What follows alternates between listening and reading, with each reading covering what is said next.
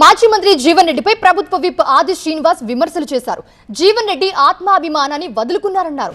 4 దశాబ్దాలుగా అండగా నిలబడిన పార్టీని వదిలి కేసీఆర్ విష కౌగిలిలోకి వెళ్లారు అన్నారు ఆది శ్రీనివాస్. కేసీఆర్ రాక్షస అవినీతి పాలనపై 10 ఏళ్లు పోరాటం చేశారని జీవన్ రెడ్డి చెప్పుకున్నారన్నారు. మరిప్పుడు కేసీఆర్ తో ఎలా కలిసి పనిచేస్తారు అని ప్రశ్నించారు ఆది శ్రీనివాస్. రేవంత్ పోవాలి, కేసీఆర్ రావాలని ప్రజలు కోరుకోవడం లేదన్నారు ఆది శ్రీనివాస్. జీవన్ రెడ్డి గారు తన ఆత్మ అభిమానాన్ని చంపుకొని 4 దశాబ్దాలుగా కాంగ్రెస్ పార్టీలో ఉండి ఈరోజు కేసీఆర్ గారి కౌగిల్లోకి వెళ్లిపోయినటువంటి సందర్భం చూస్తే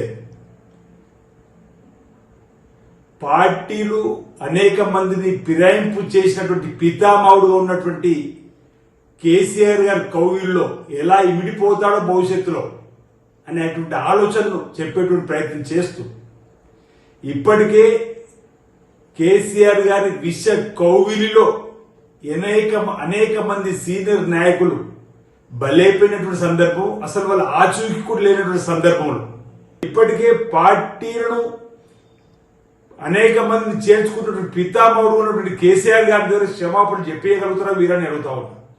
మరో మాట,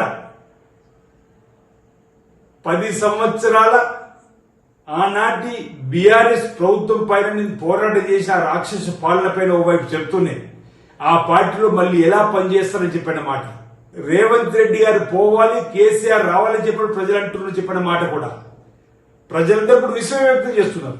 ఈ 2 సంవత్సరాల 3 మాసాల్లో జరిగిన ఏ ఎన్నికల్లో అయినా బీఆర్ఎస్ పార్టీని ప్రజలు పక్కన పెట్టిండ్రు.